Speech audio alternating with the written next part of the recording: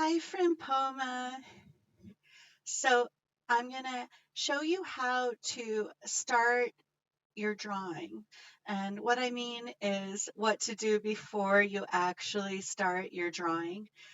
I want you to watch and don't do it until I get about halfway through. I'll let you know that you could try it. The reason is that I'm going to change some things. So when we're simplifying an image, it's like we're studying it and kind of breaking it into easy pieces that will be no stress to draw. So there are a lot of horizontal and vertical lines in this picture, and those are always really nice because they kind of cut the space up for you. So I'm going to be focusing on those. And right now I'm just finding all of them. Notice I'm not worried about the figure or the palm trees or the windows or anything like that.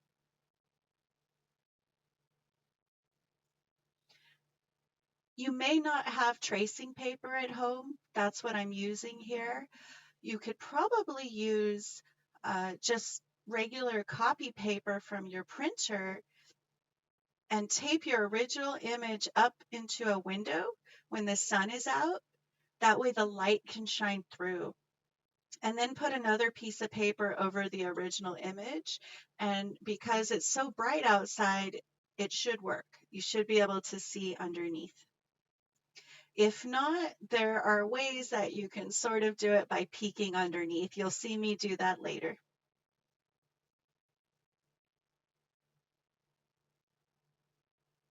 I'm just going around, get my edges.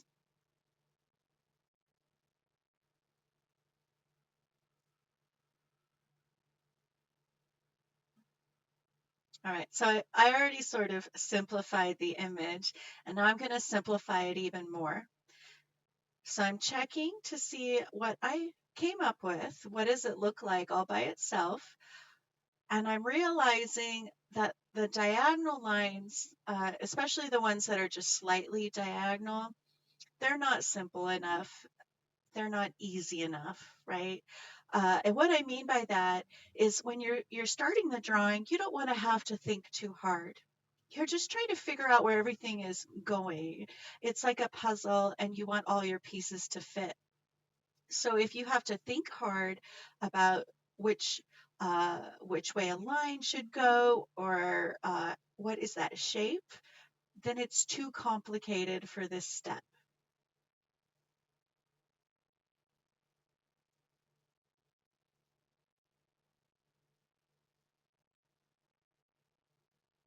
You see, I just decided to get rid of that top line altogether. It was just so slightly slanted that I could guess that I would probably mess up on that. So I'm just going to leave it for later.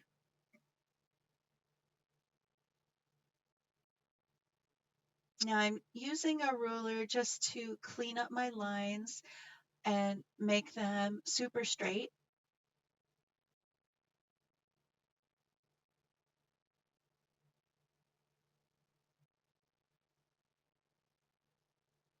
So even with a ruler, you can still be crooked.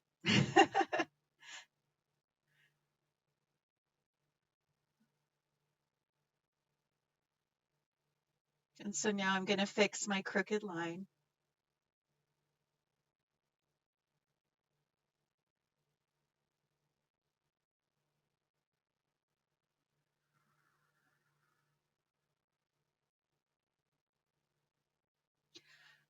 So the line that goes through the figure, it didn't need to be there.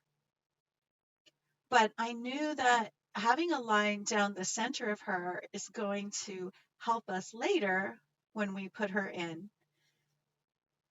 So that line is almost like a bonus.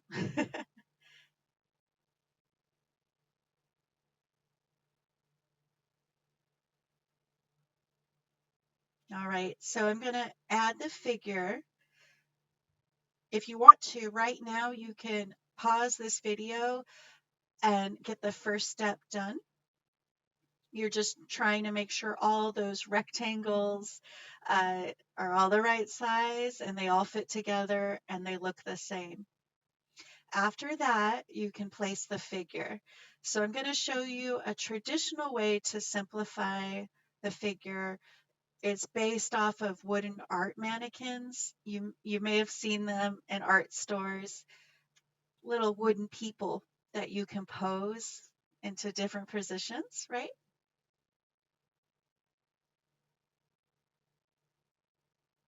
When you're drawing a figure, it's usually a good idea to just like forget about the clothes and think more about what's going on with the pose rather than what the clothes are doing.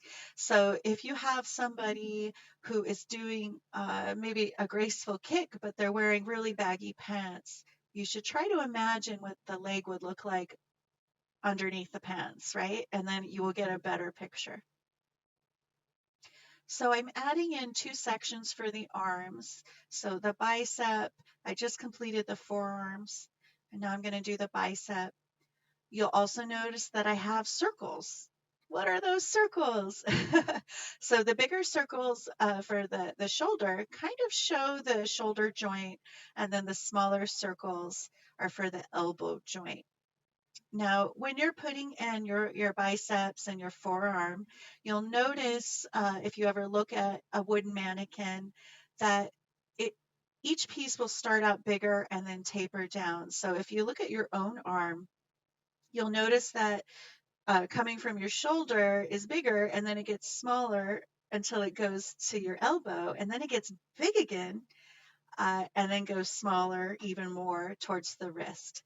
Our legs do the same thing. Okay, so I just darkened the torso because you should get that in before you worry about the arms. And so I'm going to briefly talk about negative space. You may have heard of this before. It's an art term. It's really, really useful. So I'm using this purple pencil to kind of just shade this section over here because that is a negative space. If I were drawing the figure, we would technically call that my positive space. It's the thing I'm trying to draw, what I'm meaning to draw.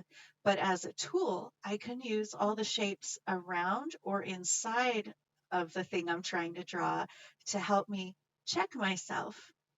So I'm kind of putting arrows on one side of the face, but it looks like eyes. The arrow is supposed to show the width. So you can actually see that because we have that line down the middle, the head shape is now turned into two shapes. So you can check yourself because the part of the head that is on the right is a different shape than the part that's on the left. Now, right now, I just wrote 1, 2, 3, and 4 on the neck because you can think of that as being cut into 4 pieces, and you can use those 4 pieces to check the neck overall.